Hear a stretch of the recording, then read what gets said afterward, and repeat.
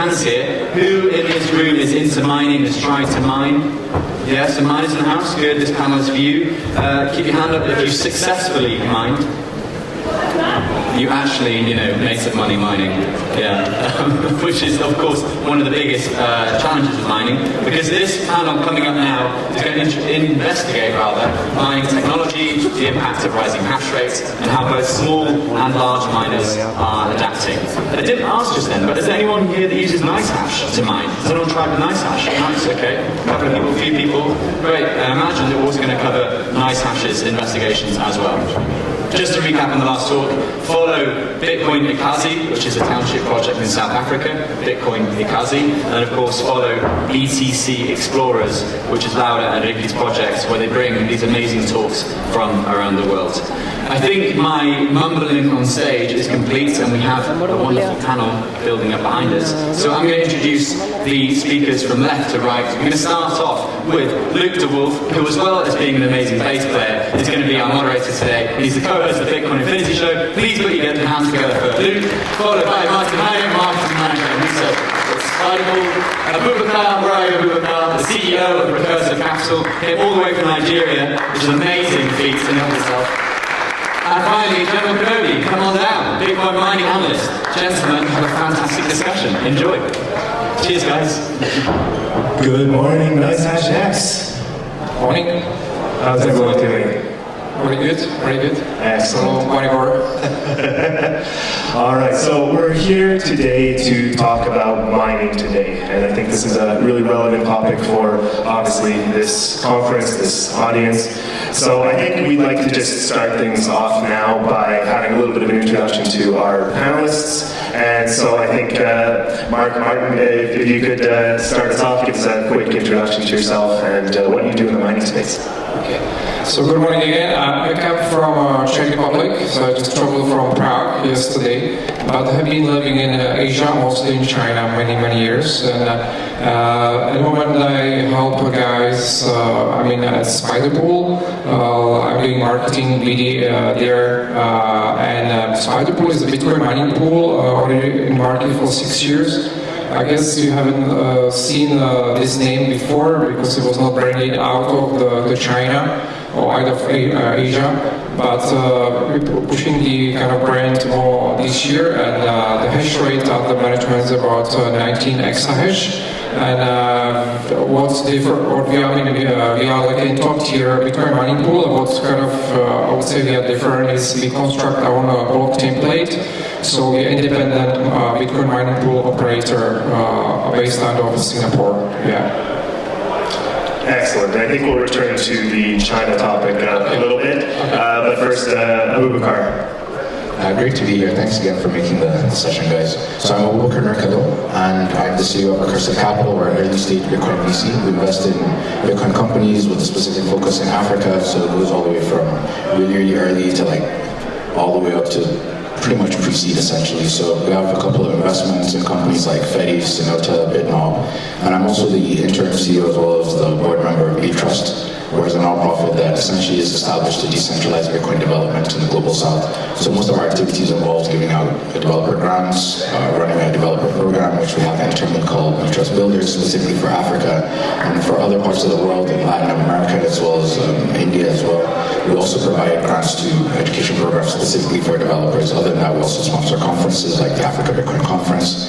Other than that, I also work on Bitcoin Core, CPR reviews, and then I write for Forbes, documenting mostly the intersection between Bitcoin as well as the developments on the continent of Africa, as well as some investor reports that have to do with macroeconomic trends, essentially.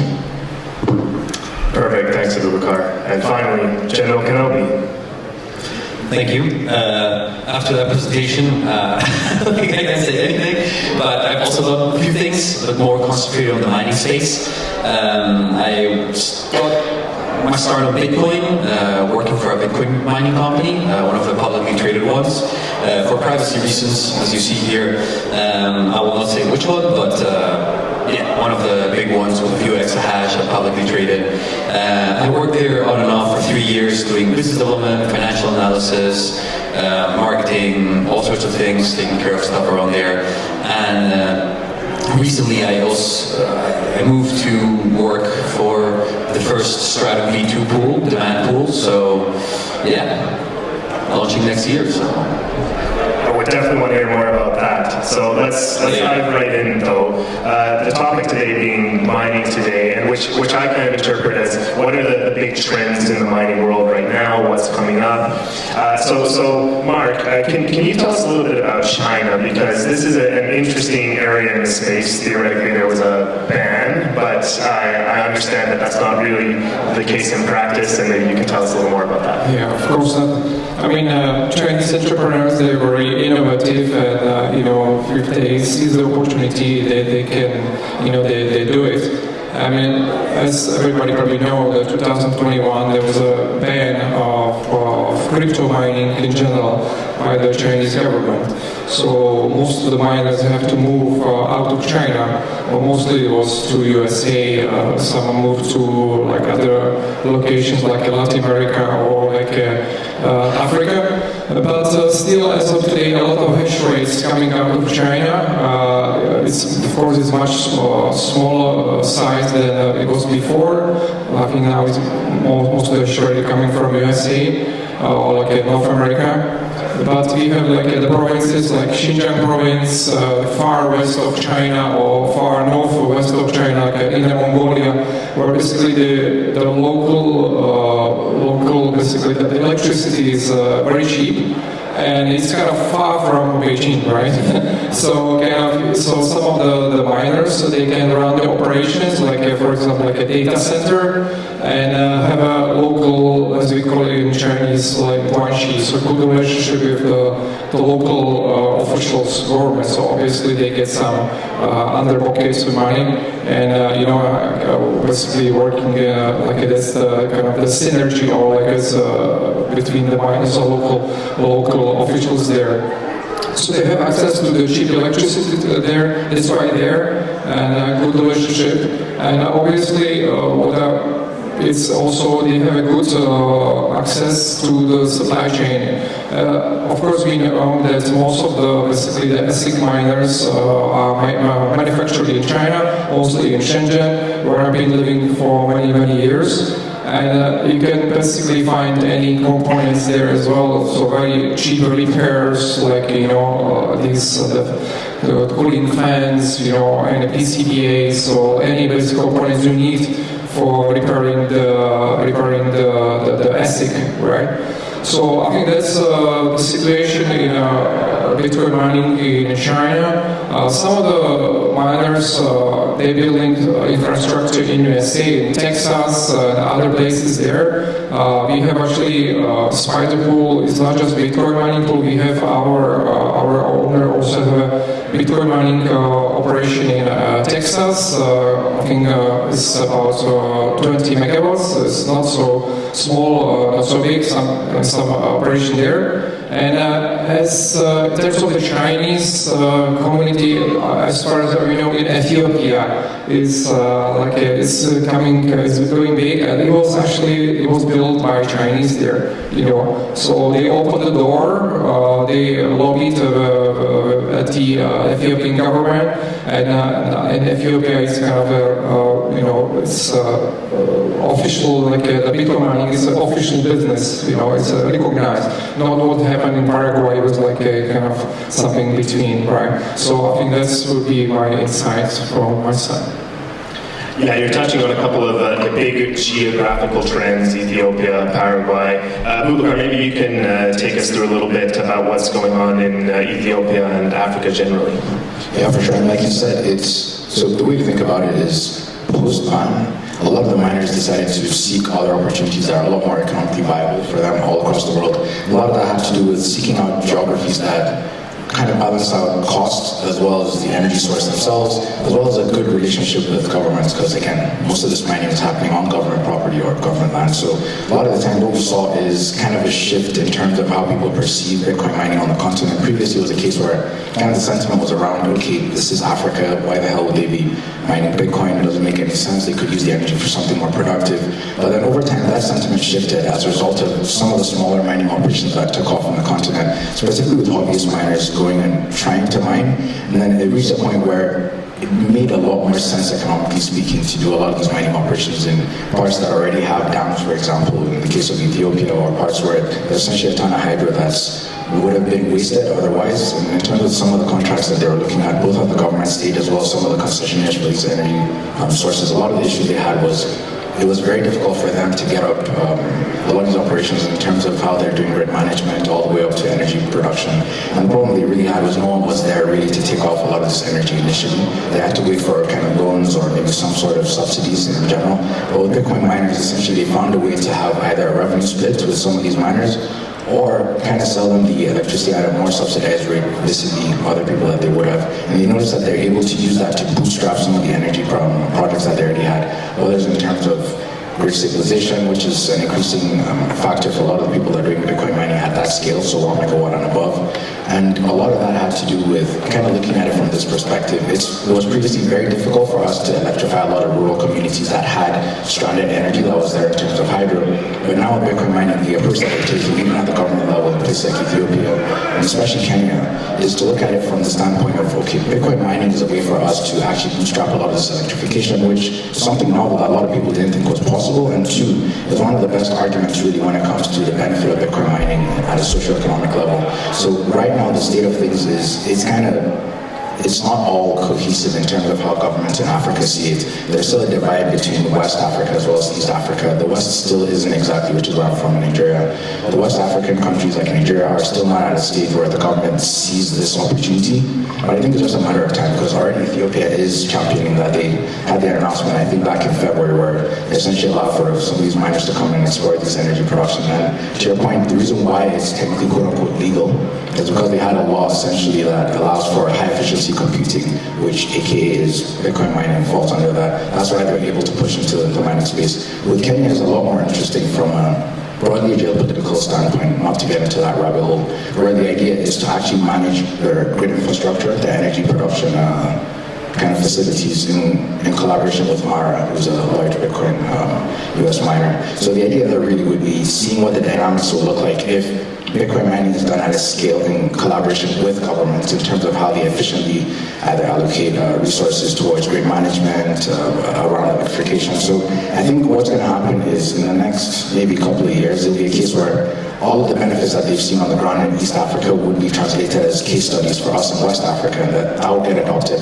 whether it's hydro, ferric gas, which we have a ton of in Nigeria. So that's actually the state of things. We're at a point where we went from it's impossible for Africa to get into this because it's not useful, to, oh my God, this is the most useful way to actually electrify communities, it has socioeconomic benefits, to, okay, governments are not involved, all the way up to, hopefully in the future, a lot more governments understanding that this is another way to kind of increase their self-sovereignty, because can be fully sovereign as a country without energy independence, essentially. Yeah, that's a really interesting point here, that maybe countries that are adopting this sooner are kind of a little ahead in the race for this energy independence. And so do you have any thoughts on that topic? Is East Africa kind of winning the race right now?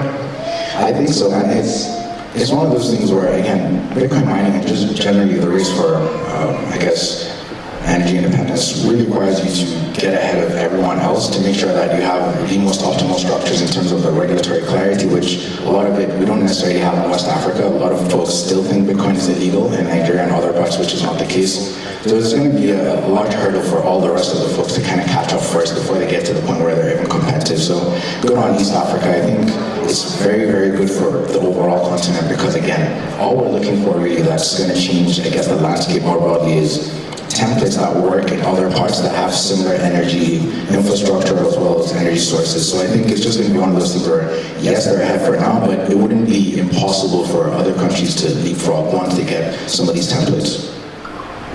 Okay, good. Really good to hear. And I think this ties in a little bit to some of what Kenobi has been talking about recently, that maybe there's some trends coming up in the future with mining. We're talking a lot about mining today, and the Chinese market, the African market, has some really good trends right now.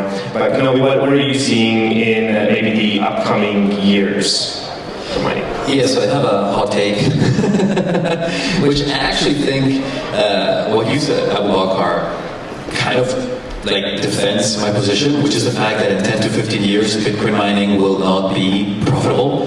like purely profitable. Like if you're only doing Bitcoin mining, your books are not going to look good. Let's say it that way, like from a nominal perspective. And especially because of what you said about, hey, Kenya now is going to also start doing Bitcoin mining for to stabilize their grid, and then there's also like secondary sources of revenue, like selling your heat. I also know some miners in Spain, they're also now starting to like boil water, get distilled water, and actually make 10 times more money per kilowatt hour spent from the distilled water. And Bitcoin mining is just a way to like subsidize the electricity, so to speak, so it's even more profitable for them. Plus also the tax, all of the people mining from home. I don't care if my electricity is $10, I only get $8 out of it, because those $8 are KYC free, you know? That's something that people are not taking into account. That's a value right there. So because of all of these secondary, let's say, sources of revenue or ways of using Bitcoin, like balancing the grid, especially in places like Europe. Right now, Germany is going through crazy times because apparently there's no wind, and therefore, I think it was, what was it, like 8 or 10, I don't know the number right now, but 10 gigawatts of installed electricity capacity generation are producing only like 80, so 1% or less than that. And therefore now they're having to start up all of their coal production and whatnot, right? And all of these problems that renewable energy is generating, Bitcoin mining kind of solves with their grid balancing properties, and also the fact that they can instantly start monetizing them and all of that. I mean, I'm not the first one to talk about these things, but I think when you put them all together, these secondary sources of revenue will make everyone want to mine, and therefore also not just mine for pure Bitcoin mining profit, but mine for profit in general in their other business areas. And mining will just be, let's say, a cost center, which saves them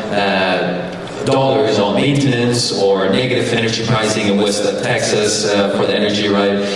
So therefore I believe in the next 10 to 15 years, I mean, the price of a hash, the hash price will always be above zero. It cannot go negative, but it will be at a point where it will cost you more electricity to mine than what you get out of it, because most people will be using it just as a way to subsidize their electricity costs to then generate secondary sources of revenue or provide different sorts of value, like balancing the grid. So I would love to hear what Abubakar and Mark think about this, because I know I just said, hey, we're at a conference about Bitcoin mining, and this is not going to exist in 10 years, so. Yeah, I mean, obviously, I mean, the Bitcoin miners have to see, I mean, when they're planning their operations, it's not 1 to, it's like 4 or 5 years, even more. And as we can see, I mean, the more hash rate being basically in a network, we reaching the hash rate all-time high more and more, like this year. And like I can hear from all the sides, how we will scaling to more and more. So everybody's bullish, you know, all the miners are bullish.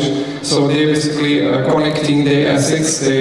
You have more hash rate in the network, which is great.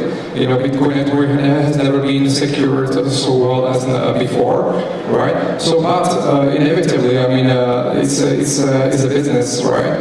So what they have to do, I mean, some of the, for example, some small, medium-sized miners, they diversify their portfolio. They don't mine only Bitcoin. They have only script. Okay, so there's like a Litecoin, a Dogecoin, like other kind of shitcoins, whatever they kind of mining, because they can, for example, they can see it, they can you know, balance their portfolio quite well.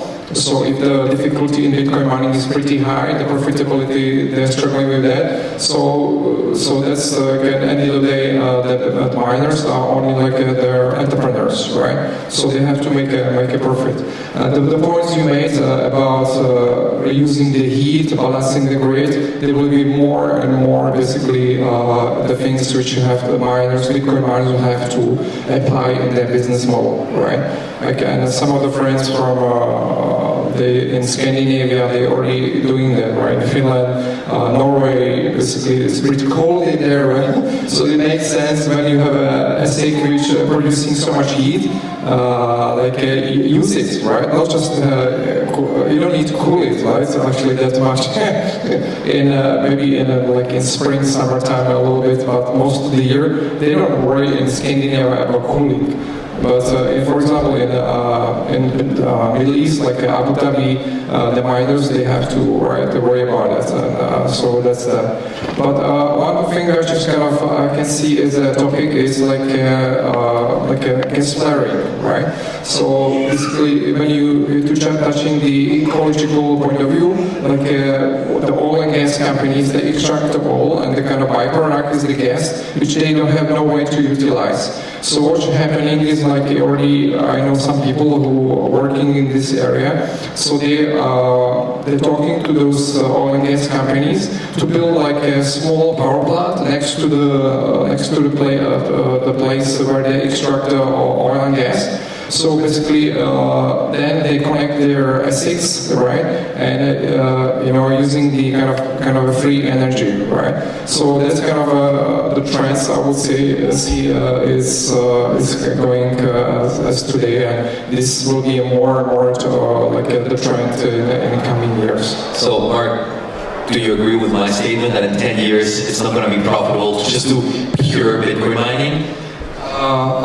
It's quite possible. It's quite possible, but there's a lot of variables. We don't know. Of course. If like, for example, those S19 machines or like other older ones, basically, as of today, still the guys mining, even they are not profitable because they're speculating the Bitcoin price will shoot to 80, 90, 100K soon, right? If I may add something on this, 2 weeks ago in Lugano, we had a masterful class given by the guys at Gridless, which, talking about Africa before, Gridless is one of the guys, you need to follow them, great guys. And they actually gave us an analysis of the profitability, or like, let's say, expected return on investment of different ASIC miners. And it was interesting because they do some of their sites, they have a lot of small sites, and in some of them they pay a flat rate, so they have a cost for electricity, but in others electricity is free, and they just have a revenue share. So therefore, electricity is free, and if there's profit, we split it equally, and if there's loss, we also split it equally, so to speak, right? And it was super interesting because when there's a price for electricity, even if it's like 1.5 cent, which nowadays is, if someone has 100 megawatts of 1.5 cents, Jesus Christ, they're making money hand over fist, right? But when you're in Africa and you have these remote locations and you're trying to maximize your return on investment and you manage to get your counterparty, the energy operator, to agree to free electricity but profit share, suddenly the math turns around and it becomes more profitable, or actually only profitable, to mine with older machines, older ASICs, because their cost, their capex is much lower, so therefore getting to return on investment is much easier. So that's something interesting, especially in the case of like, hey, we have a gas byproduct, we could either waste it or mine something with it, and we could get, I don't know, 2 megawatts of S19s for just shipping costs, basically, in 2 years, or now, basically. And with that, we can already start doing money. Even if Bitcoin or the hash price goes down to like 0.5 cents, so half a cent per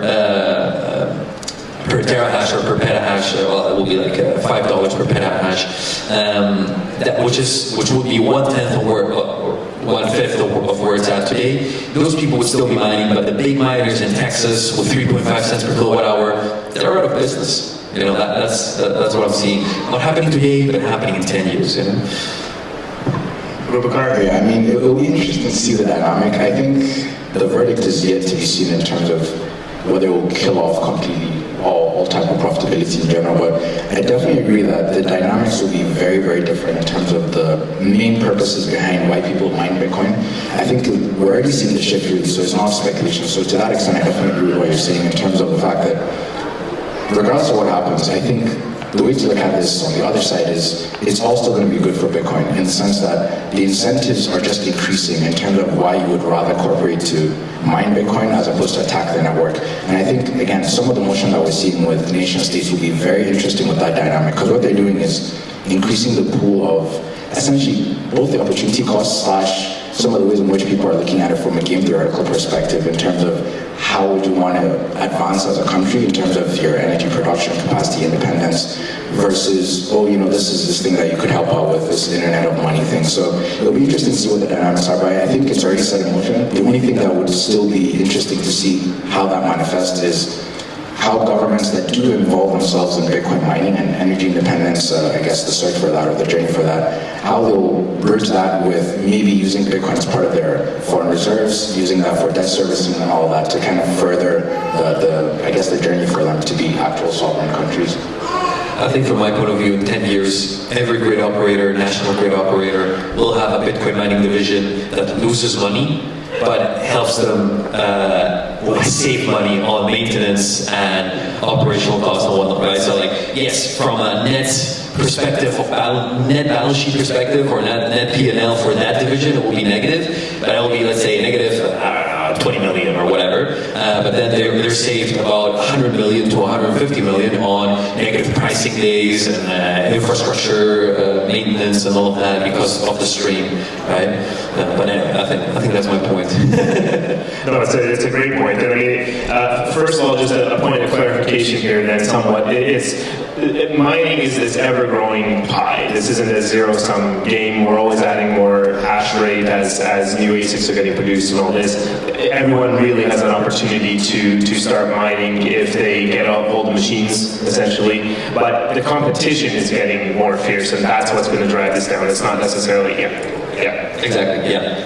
Okay. So then coming on from this, what I'm hearing as this overall trend that's really emerging is that it's all about the synergies now. It's not necessarily just about go to where the cheapest electricity can be found. I mean, that's already a good start, but it's where there's a synergy with something else that also is an assistance or something that improves the Bitcoin mining. Bitcoin mining does something else in addition to just the pure Bitcoin mining itself. That's a good summation? Yes, very well put. Okay, so this kind of takes us into the realm of now. What about now? What's happening exactly now in the space? And one of the first things that comes to my mind now is the trend in mining decentralization. And there's various tools and initiatives like what you mentioned just off the start, this around MP2, that are allowing individual miners to construct their own block templates and some other things like this. What are you seeing as the kind of the shape up for this in the mining space? How big of a deal is this going to be? And maybe, you can start, Kenobi. FPPS is dying. That's it. I don't know about tech, sorry. Not sustainable. Yeah, it's unsustainable. Please explain. I love this. Please explain. So, FPPS started as the promise of we're just gonna statistically get the expected value of your Bitcoin, and we're going to promise you that we're going to pay you that expected value of your hash rate on the Bitcoin value. But what happened is the same with exchanges and whatnot. They tell you that the fee is only 1%, but then you look at the spread and you're like, oh, what? In total, I paid 5% of fees and whatnot. And what happened is at the beginning, FPPS was let's say, very close to the expected value of your hash rate, but as time went on, due to the problem of capitalization of FPPS pools, because they're promising you money that they haven't made yet, so they need to have deep pockets in order to not go bankrupt, that forced these guys to basically say, hey, it's not profitable. We need to start getting more of the pie. And slowly but surely they started modifying their FPPS rules and their FPPS formulas, and this one is this way, and this pool is this other way, and this one we don't take into account these 10 blocks, and those 10 blocks either, and this one we only do an average of the past 2 days. And I think it's confusing, and it's hard to compare, and at some point, miners just weren't even paying attention anymore, and the spread started increasing while the fee maintained or sometimes decreased, or it stayed around 2 to 4% for the past few years. But meanwhile, the spread has kept increasing and eating up into miners' profits. That's why suddenly when the demand started with PPLNS, which is basically, hey, we as a pool, we're not touching your money except whatever you mine, and we're going to give it to you after 100 blocks. Then suddenly miners realize, oh wait, I'm making so much more money here. How was that? Well, because you're actually getting the expected value of your Bitcoin again. So that's what I think, and that's why also demand pool with Kenobi 2, which we're launching next year, it's going to do the same, but with a proper strategy to implementation, and also the block template generation from miner side and all of that. Before I'll double click on that a little bit, any comment here, guys? Yeah, I mean, that's a big issue, decentralization of the hash rate. Obviously, FAPS is very convenient for the miners because they can study basically their income, and steady revenue, and they can predict, right? Because they have a big stock listed companies in the US, and basically those they have shareholders, right? They have shareholders who want to see the basically stability. They want to predict in 1, 2, 3 years this. So basically, they don't want no shareholder wants when it's down, when it's up. They feel pretty unstable, right? So it's hard to convince the miners to go on PLNS or basically or other payout methods. But basically, they cannot predict it. So that's kind of the issue now. When we have basically, we can see the foundry is the biggest pool. Then they have an N pool. They have a VBTC F2 pool, and Binance pool, which is more like a proxy, and then some others. But actually, the N pool is controlling most of the hash rate. Why? Because all those small pools, they don't have money for financing, right? So they go to hello. And pool, can you give us some money? Okay, they have something called N Alpha, which belongs to N pool. Basically, they finance those small pools, but in return, they don't do it for free, right? They kind of say, okay, but you have to connect hash rate to basically a own pool. So it's not obvious, but basically most of the hash rate going to the N pool. And I can see those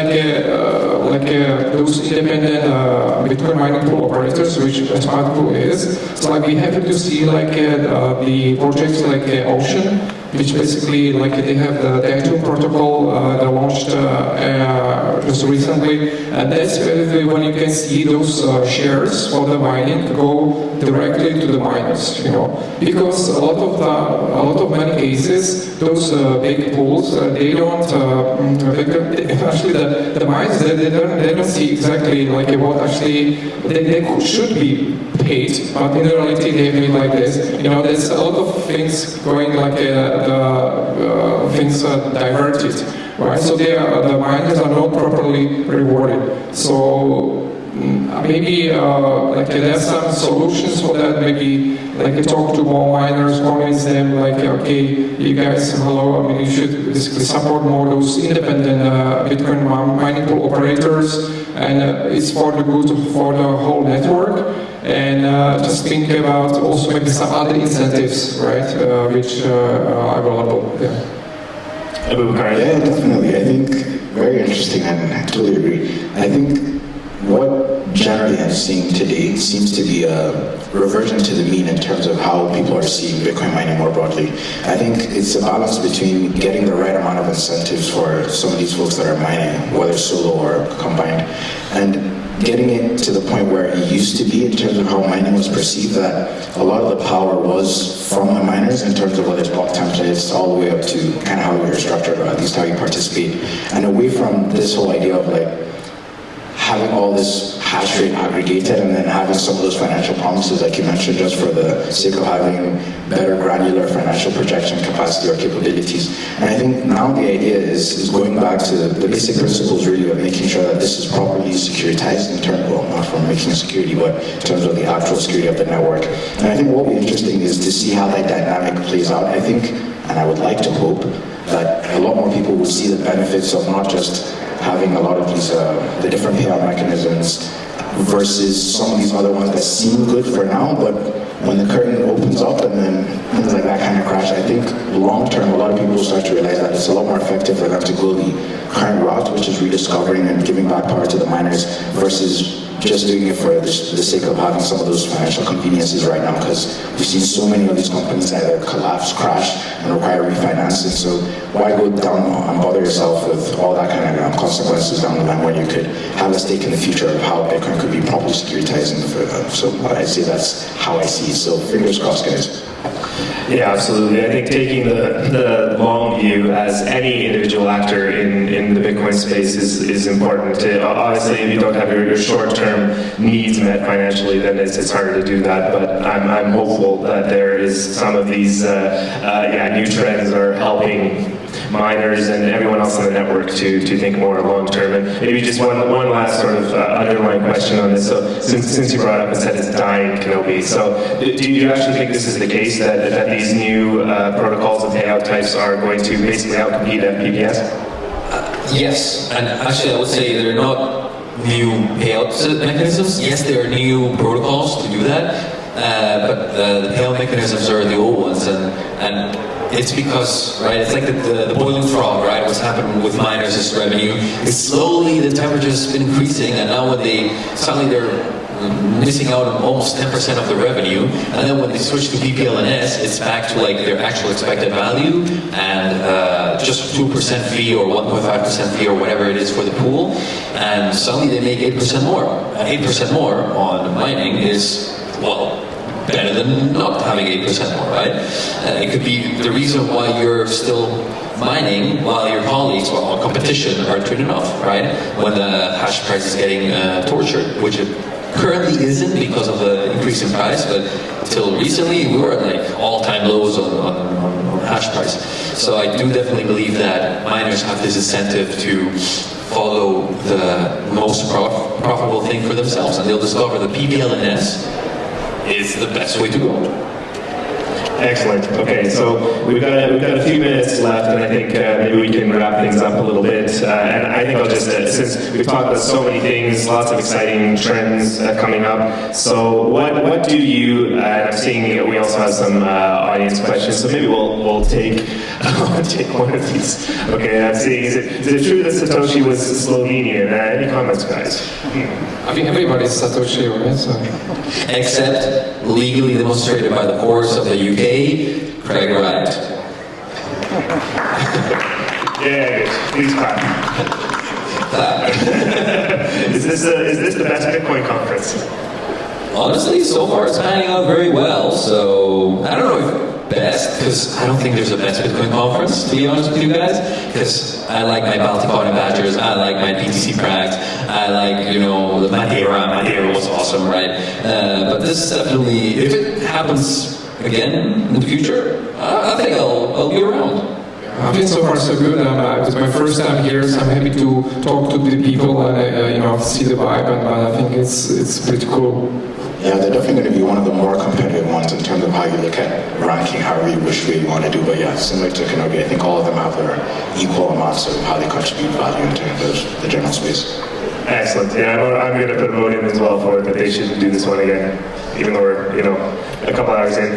Okay, guys. So maybe just to wrap up, what are you? Any last thoughts that we haven't covered yet? Anything you're specifically excited about, Mark? I think I already talked in the backstage is the mini mining, right? We have a Bitex here, we have a Brains mini miner, we have a Canaan. I'm pretty sure more manufacturers will launch their products. So I think this makes sense, right? You can touch basically the Bitcoin mining in your home, like Bitex, maybe power consumption, like some kind of a light bulb less than 40 watts, maybe or something like this. So it's pretty affordable. I mean, you don't mine so much, but you have 1 terahash of a hash rate, which you can do either solo mining, so it's like a lottery mining, or earn some non-KYC Bitcoin, right? Which for some people is important. So, and I can see it's very good for decentralization of the Bitcoin mining. And I'm pretty sure that more the technology advances, especially in terms of the chipsets. So we'll have more powerful mini miners at very small power consumption. So it could be interesting, to even you mentioned even 1% of the global population have one Bitcoin miner at home, right? So it would be pretty cool. Yeah, decentralization in mining, as in everything in Bitcoin, is super important. Awesome. Abubakar? Yeah, I think what I would say is anyone who's either on the government side or on the regulatory side or policy-wise, what would be interesting for you from this space in terms of how you proceed with regulation or helping out with actual material socioeconomic benefits on the ground is we're looking at parts of the world like Africa, for example, where a lot of this is happening in a non-conventional way compared to how people have seen Bitcoin mining in terms of using for electrification, grid management, grid stability. I think you'll have a lot more case studies to argue your point for some of these policies to be easily adaptable. The cities, some of the storytelling we've been having, which in the past was just promises, but now actually we do have material things that we can bring to the table. Yeah, fantastic to hear, and always good to link it in with the regulatory and the government side of it. It's a reality that we have to deal with this for the foreseeable future, anyway. So, and Kenobi, any last bombs to drop? Yes, I think tying it up with what Abubakar said right now, there's some great news that it was already always coming, and they just were solidified 2 days ago, and that's the fact that Deutsche Telekom, they were part of the BTC Prague conference. They said they had their own Bitcoin nodes running and whatnot. They also now confirmed that they're going to start mining Bitcoin to do something with renewables. And I think that's a great way to finish this conversation, because that's literally today, well not today, 2 days ago, and it has to do with the past, all the work that's gone into Bitcoin mining to get it to this point, but then also the future, right? Deutsche Telekom, a major German enterprise and company, closely tied to the government and all of that, starting to do stuff about renewable energy in grid balancing. So I think that's today. That's Bitcoin mining today, in my opinion. Absolutely awesome. Super bullish, and yeah, couldn't agree more. It's been a great conversation, guys. Thanks for giving your thoughts about the trends in mining today, and optimistic for the future. It's been a great conversation. Thanks. Thank you. Thank you.